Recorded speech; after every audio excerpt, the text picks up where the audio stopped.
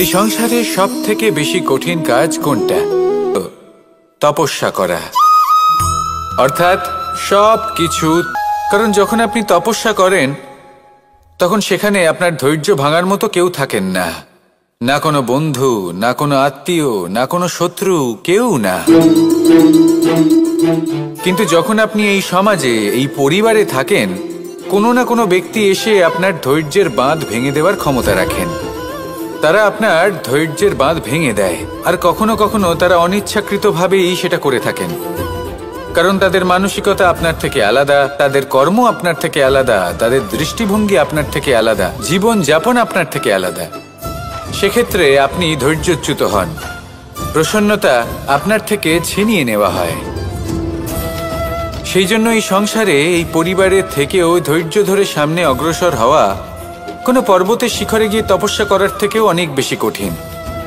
আর যে ব্যক্তি এই সমাজেই, এই পরিবারে, সেই সকল মানুষের মধ্যে থেকে গিয়েও ধৈর্য ধরে অগ্রসর হতে থাকেন, যারা এই কাজটা শিখে নিতে পারেন, তারাই কিন্তু জীবনে আনন্দ লাভ করতে পারেন।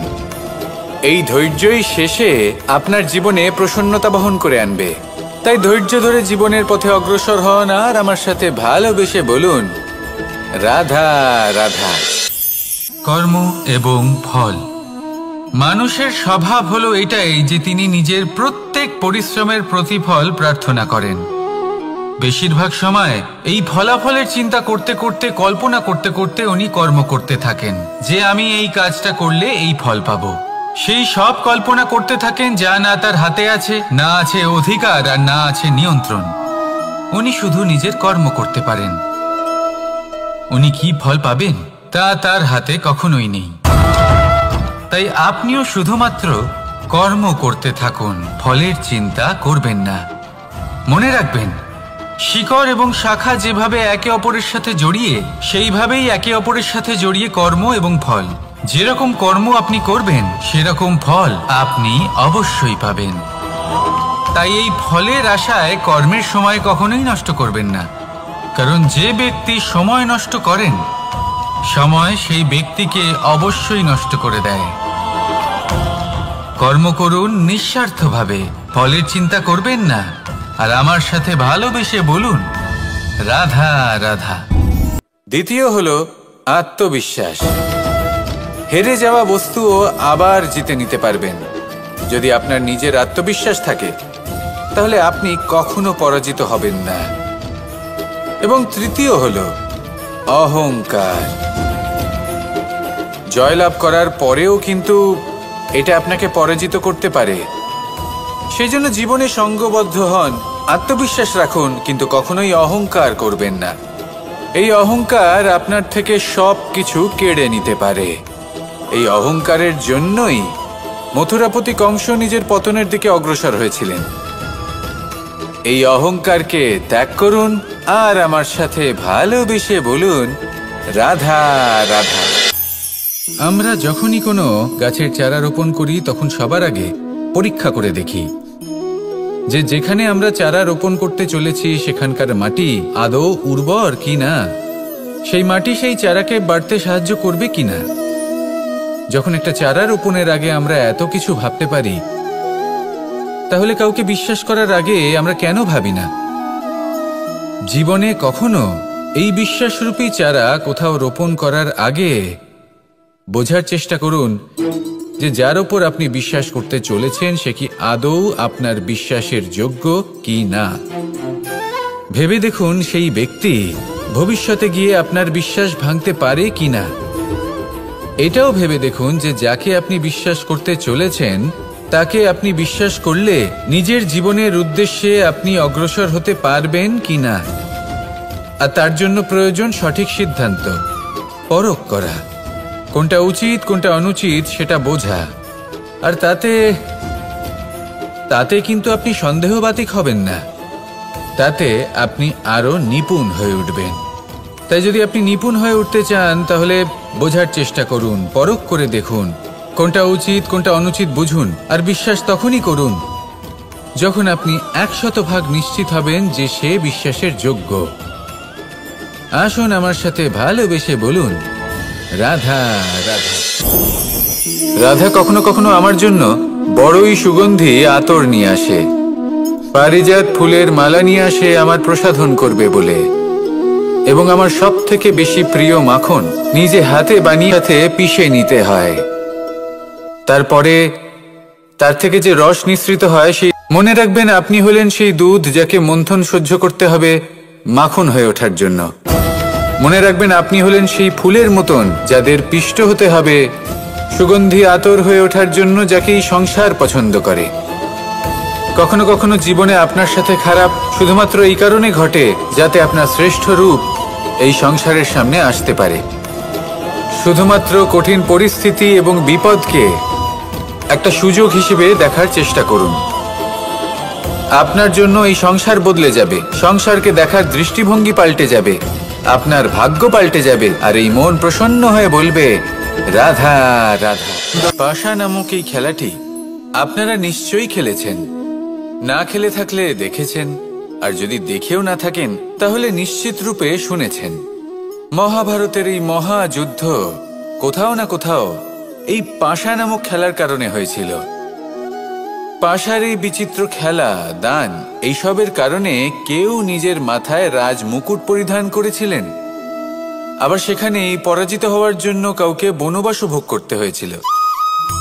কিন্তু এই খেলা সমাপ্ত হওয়ার পরে সমস্ত ঘুঁটি আর এই পাশার ছক একই পুটলিতে স্থান পেল। এটাই হলো আমাদের জীবন। এই সংসারে আমরা জয় পরাজয়ের বিষয়ে এতটাই ভাবি, এত চিন্তা করি যে এই জীবনের খেলার আনন্দটাই উপভোগ করতে পারি না। আর অবশেষে কি হয়? কেউ জয়ী হন, কেউ পরাজিত হন, কিন্তু দুজনেই একই স্থানে পৌঁছে যান। প্রত্যেক ব্যক্তি মৃত্যুর পরে একটি নির্দিষ্ট স্থানেই পৌঁছতে বাধ্য, কিন্তু ততক্ষণ এই জীবন, এই খেলা, তার আনন্দ উপভোগ করুন। এই সংসারে সেই ব্যক্তি শ্রেষ্ঠ স্থানে পৌঁছতে পেরেছেন যিনি এই সংসারকে প্রকাশ প্রদান করেছেন, যিনি কখনো জয় পরাজয় এ বিষয়ে ভাবেননি, শুধু এই জীবনের খেলার আনন্দ উপভোগ করেছেন। এটাই আপনিও করুন, আর আমার সাথে ভালোবেসে বলুন রাধা রাধা। প্রত্যেক মানুষ নিজের জীবনে দুঃখ অনুভব করেন। প্রত্যেকের দুঃখ আলাদা হতে পারে। কারোর মনে এই দুঃখ থাকে যে সে তার বাবা মায়ের সব ইচ্ছে পূরণ করতে পারেননি। কেউ এটা ভেবে দুঃখ পান যে সে চিরকাল সদাচার করেছেন, সৎকর্ম করেছেন, কিন্তু তাও তাকে দুরাচারী বলে মনে করা হয়। কেউ এটা ভেবেও দুঃখ পান যে তার সামনে যে ব্যক্তি রয়েছেন তার চোখে তিনি শত্রু হয়ে উঠেছেন বা দুষ্ট হয়ে উঠেছেন, যেখানে তিনি হয়তো কোনো অনুচিত কাজই করেননি। এবার এই সমস্ত বিষয় নিয়ে ভেবে নিজের ব্যক্তিত্ব নিয়ে সন্দেহ প্রকাশ করবেন না। যদি নিজের ব্যক্তিত্ব নিয়ে কোনো সন্দেহ থেকে থাকে তাহলে কর্ম সংক্রান্ত প্রশ্ন করুন যে আপনি যা করেছেন তাতে কি উচিত ছিল, কি অনুচিত ছিল। যেটা প্রয়োজন সেটা এটা বোঝার যে আপনার অন্তর্মন, আপনার বিবেক আপনাকে কি বলছে, আর আপনার অন্তর্মন আর আপনার বিবেক আপনাকে যেটা করতে বলবে শুধু সেটাই করুন। আর তারপরে এই সংসার কি বলবে, কি ভাববে সেসব নিয়ে ভাবতে যাবেন না, কারণ এই সংসার তো ঈশ্বরকেও প্রশ্ন করে থাকে, ঈশ্বরকেও দোষী মনে করে। কখনো কখনো যখন কোনো ঘটনা মানুষের ইচ্ছা অনুযায়ী ঘটে না, তখন মানুষ এটা বলে যে হে ঈশ্বর, আপনি আমার পাশে থাকলেন না, আপনি বড়ই কঠোর, এটা আপনার দোষ। যেখানে বেশিরভাগ সময় হয়তো সে নিজেই নিজের কর্মফল ভোগ করছে, আর কখনো কখনো ঈশ্বর হয়তো তার জন্য আরো ভালো কোনো পরিকল্পনা করে রেখেছেন, কিন্তু মানুষ সেটা বুঝতে পারে না। তাই দিনের শেষে যেটা প্রয়োজন সেটা হলো নিজের মনের কথা বুঝতে হবে। আপনার বিবেক কি বলছে শুধু সেটাই করুন, আর সামনে এগোতে থাকুন। আমার সাথে ভালোবেসে বলুন রাধা রাধা। পরিবর্তন, এটা হলো সৃষ্টির অমূল্য নিয়ম। এই সংসারে সবকিছু সময়ান্তরে পরিবর্তিত হয়, এই সময়ও পরিবর্তিত হয়। পরিবর্তন চিরকাল হয়ে এসেছে আর চিরকাল হতে থাকবে, কিন্তু এবার আমরা সেই পরিবর্তন কিভাবে লাভ করব, যেটা আমাদের প্রয়োজন, যেটা আমরা চাই। আমরা জীবনে বিকাশ চাই। এই বিকাশ কিভাবে লাভ করতে পারি? এই প্রকৃতি কিন্তু আমাদের অত্যন্ত উত্তম উদাহরণ দিয়ে বুঝিয়েছে। একটি বিন্দুর উদাহরণ দিয়েছে, যা ভবিষ্যতে একটা বিশাল নদীর আকার ধারণ করে। এটা কিভাবে হয়? মেঘ থেকে একটি বিন্দু ঝরে পড়ে সেই পর্বতের ওপর যেখানে হিম আছে। সেই হিমের সংস্পর্শে আসা মাত্র সেই বিন্দুর সাথে আরো বেশ কিছু বিন্দু যুক্ত হয়। তারপর তারা অগ্রসর হয়, আরো কিছু বিন্দু যুক্ত হয়, আস্তে আস্তে একটা ক্ষীণ ধারার রূপ ধারণ করে। এবং সেটাই ভবিষ্যতে আরো এগোতে থাকে। অনেকটা যাওয়ার পর যখন অনেক সংখ্যক বিন্দু একসাথে যুক্ত হয়, তখন সেটা বিশাল নদীর আকার ধারণ করে। এবার আমরা মানুষ বলে আমাদের সাথে এই নিয়মের অন্যথা হয় তা নয়। আমরাও এই প্রকৃতির অংশ। আমাদের ক্ষেত্রেও একই নিয়ম প্রযোজ্য। যখন পরিশ্রম করে অনেক সংখ্যক বিন্দু আমরা একত্রিত করব, তখনই পরিবর্তনের নদী প্রবাহিত হবে। প্রয়োজন হলো নিরন্তর পরিশ্রম করা এবং ধৈর্য ধরা। এটা করতে থাকুন, জীবনে সব কিছু লাভ করতে পারবেন। কারণ প্রকৃতি আমাদের এটাই শিখিয়েছে। আর আমরা এই ব্রহ্মরই একটি অংশ, যার দ্বারা এই ব্রহ্মাণ্ড নির্মিত। আসুন আমার সাথে ভালোবেসে বলুন, রাধা রাধা। কখনো এই প্রকৃতির দিকে তাকিয়ে থাকবেন। এই প্রকৃতি অনেক ধরনের শিক্ষা দেয়। কোনো একটা গাছকে দেখুন, কিভাবে সে মাটি থেকে জল শুষে নেয়। কিন্তু সে নিজে গ্রহণ করে না, এই সংসারকে প্রদান করে, যাতে পশু পাখি মানুষ তারা এই ফল গ্রহণ করে শক্তিশালী হয়ে উঠতে পারে, সুস্থ থাকতে পারে। সেভাবেই নদী, সরোবর এরা নিজেরাও কিন্তু নিজেদের জল গ্রহণ করে না, মাটিকে প্রদান করে, পশু পাখিকে প্রদান করে। সূর্য নিজেও নিজের জন্য প্রজ্বলিত হয় না, সে প্রকাশ ছড়িয়ে দিতে চায় আমাদের সবার কাছে। সে আলো পৌঁছে দিতে চায়। এই প্রত্যেকের কর্মে পরমার্থ নিহিত আছে, আর সেই জন্যই এদের সকলকে পুজো করা হয়। তাই মনে রাখবেন, আপনার কাছে জীবন যাপনের অতিরিক্ত যা কিছুই আছে, তা পরমার্থের জন্য। তাহলে তার সদ্ব্যবহার করুন, আর আমার সাথে ভালোবেসে বলুন, রাধা রাধা। আমরা প্রত্যেকেই অবশ্যই এই দোষ চাপিয়ে দেন যে এদের জন্যই এই সমস্যা এসেছে। এবার যদি আমি আপনাকে কোনো পরামর্শ দিই, তাহলে এটাই বলবো যে দৃষ্টিভঙ্গি পাল্টে দেখুন। এই দৃষ্টিভঙ্গি দিয়ে দেখুন যে এই সংসারে যে সমস্যায় আসুক না কেন, তার জন্য কেউ দোষী নয়, না আপনি না অন্য কেউ। এই পুরো খেলাটাই আপনার মানসিকতা, আপনার দৃষ্টিভঙ্গির, আপনার মনের। কিভাবে বোঝাচ্ছি? যখন আমাদের মন শক্ত থাকে, তখন কঠিন থেকে কঠিনতর পরিস্থিতিও আমাদের জীবনে খুব বেশি হলে প্রতিস্পর্ধা হয়ে থেকে যায়। সেখানে যদি আমাদের মন দুর্বল থাকে, তখন অল্প কঠিন পরিস্থিতিও আমাদের কাছে খুব বড় সমস্যা হয়ে যায়, তাই না? একটা শক্ত মন কঠিন পরিস্থিতিকে প্রতিস্পর্ধা হিসেবে দেখে, আর তার মধ্যেও একটা সুযোগ খুঁজে নেয়। আমাদের শুধু এটাই করতে হবে। এই সংসারে অন্য কাউকে দোষী মনে করলে আপনার সমস্যা দূর হয়ে যাবে না। সেই জন্য এই সংসারকে দোষ দেওয়ার বদলে এই সমস্যার মূলে চলে যান, সেটাকে বুঝুন, নিজের এই মনকে শক্ত করে তুলুন। যদি আপনার মন শক্তিশালী হয়, তাহলে এই সংসারে অনেক বড় বড় কঠিন থেকে কঠিনতর পরিস্থিতিও যদি আসে, আপনার জীবনে যতই বড় বড় সমস্যা আসুক না কেন, আপনার লক্ষ্য লাভে বাধা দিতে পারবে না। আসুন আমার সাথে ভালোবেসে বলুন, রাধা রাধা। আমরা সবাই পাথর দেখেছি, পর্বতও দেখেছি, শুকনো পাতাও দেখেছি, শ্যামল বনানীও দেখেছি। কখনো ভেবেছেন পাথরের অস্তিত্ব কিন্তু ততক্ষণ পর্যন্ত যতক্ষণ সে পর্বতের গায়ে আটকে থাকে? যখন সেই পর্বত থেকে সেই পাথর ভিন্ন হয়ে যায় ও নিজের অস্তিত্ব হারিয়ে ফেলে আস্তে আস্তে, কখনো পাথর কেটে বা কখনো পিষ্ট হয়ে সেই পাথর আস্তে আস্তে মাটিতে পরিণত হয় এবং পূর্ণরূপে নিজের অস্তিত্ব হারিয়ে ফেলে। এটাই পাতার সাথেও হয়। এই পাতা যতক্ষণ গাছের ডালের সাথে যুক্ত ততক্ষণ তার অস্তিত্ব থাকে। যখনই ডাল থেকে বিচ্ছিন্ন হয় সেও নিজের অস্তিত্ব হারিয়ে ফেলে। আর এটাই আমাদের সাথেও হয়। যতক্ষণ আমরা নিজেদের আপনজনের সাথে যুক্ত থাকি আমাদের অস্তিত্ব বজায় থাকে। যখন আপনজনদের সাথে সম্পর্ক ছিন্ন করি তখন আমরাও আমাদের অস্তিত্ব হারিয়ে ফেলি। এবার এই সংসারের প্রত্যেক ব্যক্তি স্বতন্ত্র থাকতে চান, আর অনেক ব্যক্তি স্বতন্ত্র থাকবেন বলে আপনজনদের দূরে করে দেন আর তাদের সাথে এই সম্পর্ক ছিন্ন করেন। এটা কি সত্যি প্রয়োজন?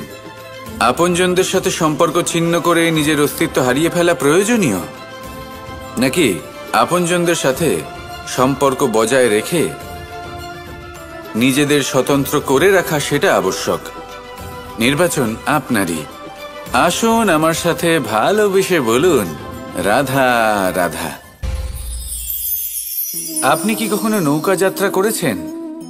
করে না থাকলেও নিশ্চয়ই দেখেছেন যে এই জল যা নিজের অন্তরে সব কিছু সমাহিত করে নিতে পারে, এই নৌকা সেই জলের ওপরেই ভেসে থাকে। কোনো তফাৎ হবে না যে সেই ছিদ্র ছোট নাকি বড়, নৌকা ডুবে যাবে। এই ছিদ্র হলো আমাদের জীবনে আমাদের অপগুণ, আমাদের দোষ, আমাদের বিকার। কখনো এটা ভাববেন না যে এই দোষ খুবই ছোট, এতে কিছুই যাবে আসবে না। না, সেই ছোট দোষ, সেই ছোট বিকার যদি সেটাকে শুধরে না নেন তাহলে সেটা আপনাকে আপনার পতনের দিকে নিয়ে যাবে। শেষ পর্যন্ত এটা আপনার উপর নির্ভরশীল যে আপনি কি চান। আপনার জীবনের এই নৌকা এভাবেই ডুবে যেতে দেখবেন, নাকি নিজেকে শুধরে নিয়ে সেই নৌকার সেই ছিদ্রটাকে ভরিয়ে তুলতে চাইবেন? নির্বাচন আপনার। আসুন আমার সাথে ভালোবেসে বলুন, রাধা রাধা। জল, জলই পৃথিবীতে বেঁচে থাকার জন্য আবশ্যক তো বটেই, কিন্তু এই জল আমাদের একটা অত্যন্ত গুরুত্বপূর্ণ শিক্ষা প্রদান করে। কখনো এই জলকে দেখেছেন? যে পরিস্থিতিতেই এই জল প্রবাহিত হোক না কেন, এর উপর যা কিছুই প্রভাব থাকুক না কেন, এর পথে যতই বাধা আসুক না কেন, তার মধ্যে থেকে ও নিজের পথ ঠিক বের করে নেয়, কিন্তু নিজের প্রবাহ থামতে দেয় না, ক্রমাগত অগ্রসর হতে থাকে। সেরকমই একটা শিক্ষা যেটা আমরা জল থেকে পেয়ে থাকি তা হলো এটা, আমরা যখন জলের দিকে তাকাই তখন আমরা নিজের প্রতিবিম্ব দেখি, স্পষ্টভাবে দেখতে পাই, কিন্তু তখনই দেখতে পাই যখন এই জল শান্ত থাকে, স্থির থাকে। যদি এই জল অশান্ত হয়ে থাকে, স্থির না হয়, তাহলে আমরা এতে নিজের প্রতিবিম্ব দেখতে পাই না। এটাই আমাদের মনের সাথেও হয়ে থাকে। যখনই জীবনে কোনো সংকট আসে, যদি আমরা শান্ত মনে, স্থির মনে সিদ্ধান্ত নিই, তাহলে সেটা এমন একটা শীতল সিদ্ধান্ত হবে যেটা আমাদের ভবিষ্যৎকে একটা শ্রেষ্ঠ স্থানে নিয়ে যাবে। যদি এই মন অশান্ত হয়, বিচলিত হয়, পীড়িত হয়, দুঃখিত হয়ে থাকে, রুষ্ট হয়ে থাকে, তাহলে অনেক সময় আমরা এমন সিদ্ধান্ত নিই যেটা আমাদের জন্য অনুচিত প্রমাণিত হয়। যখন আপনি ক্রুদ্ধ ছিলেন বা দুঃখের বশে ছিলেন, তখন অনেক সময় হয়তো এমন সিদ্ধান্ত নিয়েছেন যেটার জন্য ভবিষ্যতে আপনি অনুশোচনা করেছেন। এবার দেখুন, এই আবেগগুলো থেকে আমরা পালাতে পারবো না, কিন্তু এই আবেগগুলো আপনার উপর কতটা প্রভাব ফেলবে সেটা আমরা অবশ্যই ঠিক করতে পারি।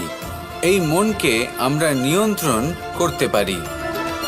এটাই করুন, চিন্তা করুন, এই মনকে শান্ত রাখুন, স্থির হতে চেষ্টা করুন, আর তারপরে সিদ্ধান্ত নিন। আসুন আমার সাথে ভালোবেসে বলুন, রাধা রাধা। এই সংসারে ভৌতিক বস্তুরও নিয়তি আছে। যারাই এই সংসারে আসে বা উৎপন্ন হয়, তারা কিছুমাত্র সময় পর্যন্তই এখানে থাকতে পারে, আর তারপরে সেও লুপ্ত হয়ে যায়, অর্থাৎ সে নিজেও এই পঞ্চমহাভূতে সমাহিত হয়ে যায়। আমাদের সাথেও ঠিক এটাই হয়। সেই জন্যই ঈশ্বর দ্বারা প্রদত্ত এই উপহারের বিষয়ে ভাবুন, এই জীবনের বিষয়ে ভাবুন। ঠিক যেমন বিশ্বাস ভঙ্গ হলে কোনো ব্যক্তি আমাদের কাছে অপরিচিত হয়ে যান, ঠিক সেরকমই শেষ নিঃশ্বাস ত্যাগের পর এই শরীরও আমাদের কাছে পরই হয়ে যায়। তাই এই শরীর থাকাকালীন শ্রেষ্ঠভাবে একে সদ্ব্যবহার করুন, এই জীবনে শ্রেষ্ঠ কর্ম করুন। আর এই জীবনকে শ্রেষ্ঠভাবে যাপন করার জন্য কিছু কথা বোঝা প্রয়োজনীয়। যদি আপনি কারোর প্রশংসা করেন তাহলে পূর্ণ হৃদয় দিয়ে করুন। যদি আপনি হস্তক্ষেপ করে থাকেন তাহলে মস্তিষ্ক দ্বারা করুন। যদি আপনি সমীক্ষা করেন তাহলে বিবেক দ্বারা করুন। যদি আপনি ধন অর্জন করতে চান তাহলে নীতি অনুসারে চলুন। যদি জীবনযাপন করতে চান তাহলে রীতি মেনে করুন। আর যদি ঈশ্বরের ভজন করতে চান তাহলে ভক্তিভাব নিয়ে করুন। শুধু এই কথা মনে রাখবেন যে আপনার এই জীবন কিন্তু অনিশ্চিত কাল পর্যন্তই আছে। কতক্ষণ আছে সেটা কেউ জানে না। তাই কিছু মুহূর্ত যেটা যাপন করতে আমরা এখানে এসেছি, সেখানে ক্রোধ, অহংকার, ঈর্ষা, এইসব আবেগের কি গুরুত্ব বলুন তো? এগুলো ত্যাগ করুন। মানুষকে ক্ষমা করতে শিখুন। আস্তে আস্তে বিশ্বাস করতে শিখুন। এই সংসারে নিঃস্বার্থভাবে প্রেম করতে শিখুন আর সবার মধ্যে আনন্দ বিতরণ করুন। তাই এই সব গুণ যদি আপনি আত্মসাৎ করতে পারেন তাহলে আপনার জীবনে শুধু আনন্দ এবং আনন্দই বিরাজমান হবে। আসুন আমার সাথে ভালোবেসে বলুন, রাধা রাধা। এই ব্রহ্মাণ্ড কত বৃহৎ, তাই না? যার সম্মুখে এই পৃথিবীকেও একটা বিন্দুর মতো মনে হয়। আর এই পৃথিবীতে আমরা কে হই, আমাদের আকার কিরকম, আমাদের অস্তিত্বই বা কি? যখন আমরা এভাবে ভাবি তখন মনে হয় আমরা কিছুই নই। তা আমরা যখন কিছুই নই তাহলে আমরা এত চিন্তা করি কেন? কি ভেবে ভয় পাই? কাকেই বা এত ভয় পাই? কে আমাদের মারতে পারে আর কেই বা আমাদের জন্ম দেবে? আত্মার আসলে না কখনো জন্ম হয় আর না কখনো মৃত্যু। আত্মা শুধুই শরীর বদল করে। আপনি, আমি, আমরা সকলে এই শরীর নয়, আমরা হলাম আত্মা, যা হলো পরম আত্মার পরম অঙ্গ।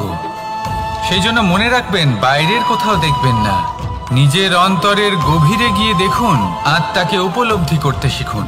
ক্লেশ, ভয়, চিন্তা, এই সব কিছুর থেকে নিজেকে দূরে রাখুন, তাহলেই উপলব্ধি করতে পারবেন পরমাত্মাকে। তাহলে আসুন আমার সাথে ভালোবেসে বলুন, রাধা রাধা। পরিবর্তন এই সংসারের শাশ্বত নিয়ম। কোনো রাজা নেই যিনি চিরকাল রাজা থাকেন, কোনো ধনী ব্যক্তি নেই যিনি চিরকাল ধনী থাকবেন। এই সংসারে সূর্যের স্থান নেওয়ার জন্য চন্দ্রিমার আগমন ঘটে। কোন স্থান যাকে পতিত বলা হয়েছিল সেখানে মহল তৈরি হয়েছে। কোন স্থান যাকে আজ মলিন বলা হয়েছে কাল সেখানে মন্দিরও স্থাপন হতে পারে। কোনো ঋতু চিরকালের জন্য থাকে না, কখনো সময় চিরকাল একরকম থাকে না। আজ যে আপনার কাছে রয়েছে কাল অন্য কারোর ছিল। আজ যে আপনার কাছে রয়েছে কাল তা অন্য কারোর কাছে চলে যাবে। আপনার সাথে কিছু থাকলে তা হলো আপনার কর্ম, কিন্তু সেই কর্মের পরিণামও আপনার নয়। আপনি শুধু কর্ম করুন, বাকি সবকিছুই পরিবর্তনশীল। কিন্তু সেই পরিবর্তনকে দেখে ভয় পাওয়ার প্রয়োজন নেই, তাকে স্বাগত জানান। যদি আপনি হাসি মুখে সেই পরিবর্তনকে স্বাগত জানান তাহলে এই পরিবর্তনও হাসি মুখে আপনার সাথে থাকবে। আসুন আমার সাথে ভালোবেসে বলুন, রাধা রাধা। সঞ্চয় মানুষের যখন থেকে বোধ বুদ্ধি হয় সঞ্চয় করতে আরম্ভ করে দেন। সঞ্চয় করতে থাকেন ভোজনের, সঞ্চয় অর্থের, সঞ্চয় শক্তির।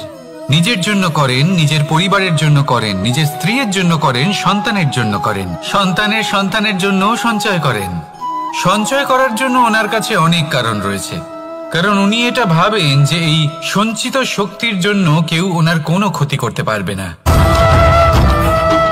মানুষ ভুলে যান একটা গুরুত্বপূর্ণ কথা, এই সত্য উনি এই সংসারে খালি হাতেই এসেছিলেন আর এখান থেকে ওনাকে খালি হাতেই যেতে হবে।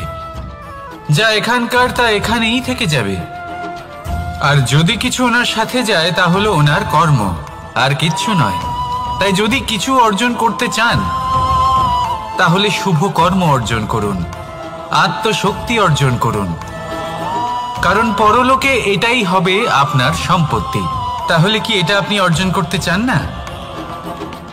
আসুন আর আমার সাথে ভালোবেসে বলুন, রাধা রাধা। সদিচ্ছা দেখতে গেলে 3 অক্ষরে তৈরি এই শব্দ, কিন্তু সমস্ত ত্রিলোক তার উপরেই আধারিত। আপনি এই সংসারে এসেছেন, তখন অবশ্যই শ্বাস নেবেন, কিন্তু তার বদলে আপনাকে কিছু তো দিতেই হবে। আপনার উপর নির্ভর করছে আপনি কি দেবেন। কি দেবেন এই সংসারকে, এই সমাজকে, নিজের পরিবারকে, আর তার বদলে কি নেবেন? যশ নাকি অপযশ?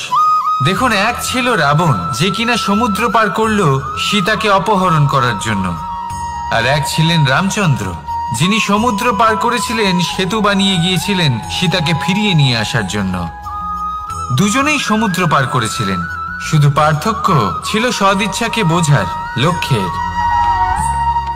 অনেক মানুষের যাত্রা একরকম হতেই পারে, কিন্তু আনন্দ তখনই লাভ করবেন যখন লক্ষ্য শুভ হবে, মহান হবে। এই লক্ষ্য দিয়ে এই সংসারের কল্যাণ হবে এবং মানুষের সম্মান হবে। যদি আপনার সংকল্প উচিত হয় তাহলে আপনার লক্ষ্য উচিতই হবে, নয়তো শুধুমাত্র বিনাশ হবে। আর উচিত এটাই হবে যে বিনাশের হাত থেকে যেন নিজেকে বাঁচানো যায়, কি বলেন? তাই জীবনে যে লক্ষ্য স্থির করছেন মনে রাখবেন তা যেন শুভ লক্ষ্য হয়।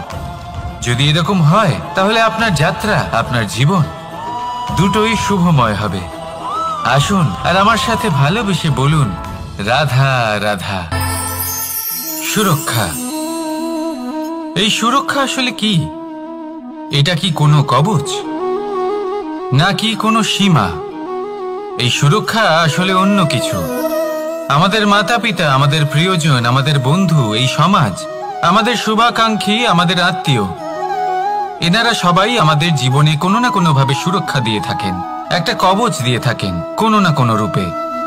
কিন্তু দেখতে গেলে আমাদের পরাক্রমের পথে, আমাদের বীরত্বের পথে, আমাদের সাহসের পথে এই সুরক্ষাই সব থেকে বড় বাধা হয়ে দাঁড়ায়। একবার ভেবে দেখুন, যদি আপনি কোনো সুরক্ষাই না পান, বা যদি আপনি এই সুরক্ষা ভেঙে বাইরে আসতে পারেন, তাহলে আপনার বীরত্ব চরম সীমায় পৌঁছে যায়। কেন? কারণ তখন আপনি জানেন যে এই সংসারের সম্মুখীন আমাদের নিজেদেরই হতে হবে। আপনি বুঝে যান যে শত্রুর সম্মুখীন এবার নিজের বলের দ্বারা, নিজের পরাক্রমের দ্বারা, নিজের সাহসের দ্বারা করতে হবে। আর তখন আমাদের মনের মধ্যে এই শক্তি জাগ্রত হয়। এই শক্তি অন্তরেই বসবাস করে, শুধু এটা চিনে নিতে হবে, একে জাগ্রত করতে হবে। আর এটা সুরক্ষা ভেঙে যাওয়ার পরেই সম্ভব হয়। আর যারা নিজের শক্তি সম্পর্কে জানেন, যিনি নিজেই জানেন তিনি কতটা শক্তিশালী, তিনি নিজেই নিজের সুরক্ষা কবচ চিরকালের মতো ভেঙে ফেলে দেন, ঠিক কর্ণের মতো। আর তারপরে দেখুন, আপনার পরাজয় হোক বা বিজয়ী হোক না কেন, সেটাই অনেক বড় হয়, সেটাই প্রশস্ত হয়ে থাকে। সেই জন্য ত্যাগ করুন নিজের ভয়কে, নিজের আশেপাশের এই সুরক্ষা চক্রকে ভেঙে ফেলুন, আর সম্মুখীন হন এই সংসারের নিজের শত্রুর সম্মুখীন হন।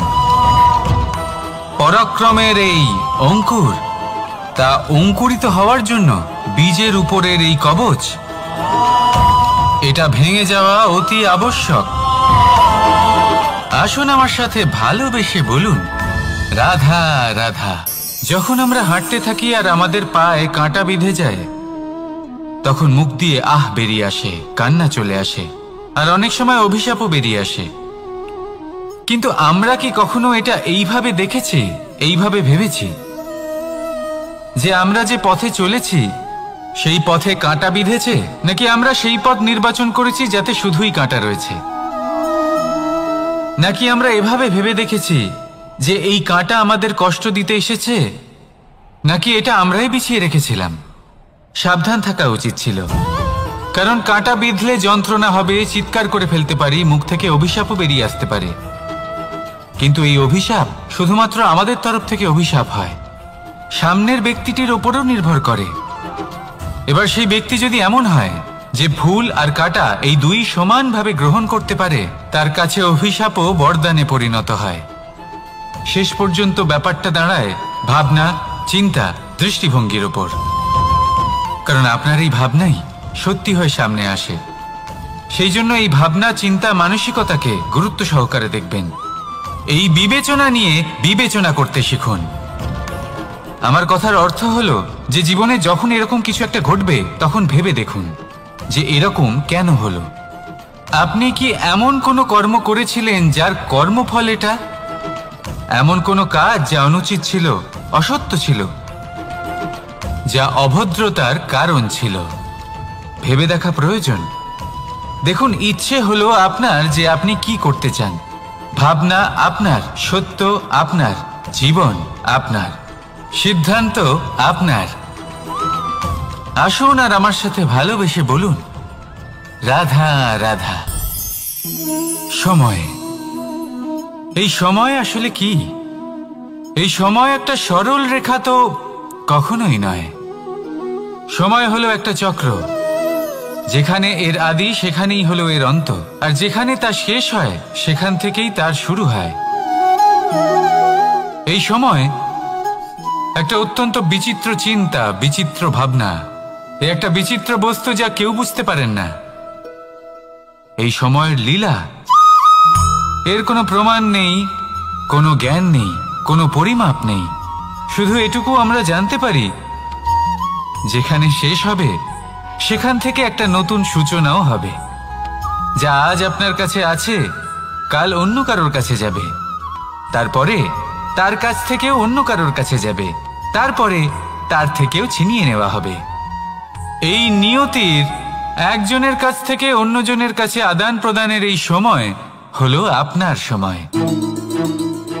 এই সময়ের সদ্ব্যবহার করুন, এই সময়কে বাঁচুন। আপনাকে শুধু এটাই সুনিশ্চিত করতে হবে যে আপনি কোন পক্ষে আছেন। আর সত্যি বলতে কি, আপনার জীবনের পরিণাম নির্ভর করে আপনার নির্বাচনের ওপর। আপনি কোন পক্ষ নির্বাচন করছেন। তাহলে মনে রাখবেন, জীবনে সেই পক্ষই নির্বাচন করবেন যা চয়ন করার পরে আপনি সুখ অনুভব করবেন, আপনি সন্তোষ লাভ করবেন, প্রসন্নতা লাভ করবেন। আর আমি এটাই সুনিশ্চিত করব যে এই পক্ষ যেন শান্তির পক্ষ হয়, এই পক্ষই যেন প্রেমের পক্ষ হয়। তাহলে চিন্তা করবেন না, আর আসুন আমার সাথে ভালোবেসে বলুন, রাধা রাধা। দৃষ্টি আর দৃষ্টিভঙ্গি, এই সমগ্র লীলা হলো এই দুইয়ের। বিচিত্র হতে পারে, কিন্তু এটাই সত্যি। এবার আপনাকে একটা উদাহরণ দিয়ে বোঝাই। অনেক সময় আপনি কোনো ব্যক্তিকে এটা বলতে শুনবেন যে আমি আমার নিজের উপরে গর্ব করি, আমি নিজেকে নিয়ে গর্ব করি, আমি খুব ভালোভাবে আমার মা বাবার সেবা করি, ওনাদের আমি সবসময় সুখী রাখি, ওনাদের আমি একটা বাড়ি দিয়েছি, সকল সুখ সুবিধা দিয়েছি, ওনাদের জীবনে প্রত্যেক জিনিস দিয়েছি আর দেব যা তাদের প্রয়োজন। এবার আমাকে বলুন যে আপনি কে হন।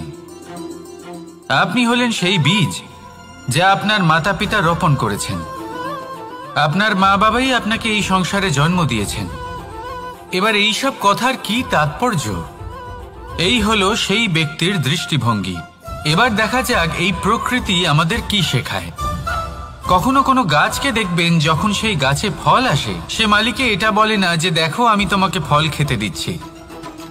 সেই বৃক্ষ এটা বলে না যে দেখো আমি তোমায় আহার করতে দিচ্ছি, কারণ ও জানে যে এটা হলো সেই মালির পরিশ্রম, এটা হলো তারই কর্মের ফল, আর এটা তারই পাওয়া উচিত। সে বলে যে তোমার জিনিস তোমাকেই অর্পণ করলাম, এ আমার জিনিস নয়। ও জানে সেই মালির গুরুত্ব আসলে কি। এটা হলো তার দৃষ্টিভঙ্গি। সেই জন্য আপনি জীবনে কোন ব্যক্তির মধ্যে, কোন পশু পাখির মধ্যে, কোন প্রাণীর মধ্যে, কোন পরিস্থিতিতে, কোন আবেগের মুহূর্তে কি দেখতে পাচ্ছেন, সেটা আপনার দৃষ্টিভঙ্গির উপরে নির্ভর করছে। তাই নিজের মনে ধনাত্মক ভাব জাগ্রত করুন, শুভ চিন্তা নিয়ে আসুন। এই ভাবনাই সত্য হয়ে সামনে আসবে। এই দৃষ্টিভঙ্গি এমন হয়ে যাবে যে আপনার জীবনে সবকিছুই শুভ হবে। তাহলে আসুন আর আমার সাথে ভালোবেসে বলুন, রাধা রাধা। প্রতিশোধ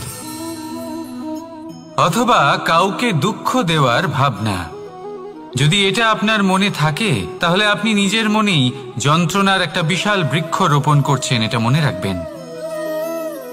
কারণ কাউকে দুঃখ দেবার এই ভাবনা, এটা হলো সেই বীজ যা আপনার মনেই পতিত হবে, আপনার মনেই অঙ্কুরিত হবে, আর আপনার মনেই একটা বিশাল বৃক্ষরূপে বেড়ে উঠবে। জীবন আপনার, কর্ম আপনার, কাউকে দুঃখ দেবার ভাবনা আপনার ছিল, এই বৃক্ষ হলো আপনার, তাই এর ফলও আপনিই পাবেন, যা গ্রহণও আপনাকেই করতে হবে।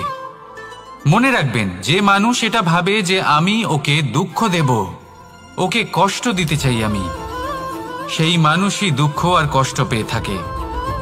যদি সেই জায়গায় আপনি এটা ভাবেন যে আমি কাউকে সুখী করে তুলতে চাই, কাউকে সুখ প্রদান করতে চাই, তাহলে তারও বীজ আপনার মনেই রোপণ হবে, বৃক্ষে পরিণত হবে, যার ফলও আপনিই পাবেন। এখানে বিষয়টা হলো শুধু মানসিকতার চিন্তা, যা সত্য হয়ে আপনার সামনে আসে। তাহলে এই মানসিকতা শুভ করুন, সবার জন্য মঙ্গল কামনা করুন। অন্যের মনে আপনার জন্য ভালো চিন্তা থাকুক বা না থাকুক, আপনি সবার জন্য শুভ চিন্তা করে কর্ম করতে থাকুন, তাহলে আপনার সাথেও ভালোই হবে। তাহলে আসুন আর আমার সাথে ভালোবেসে বলুন, রাধা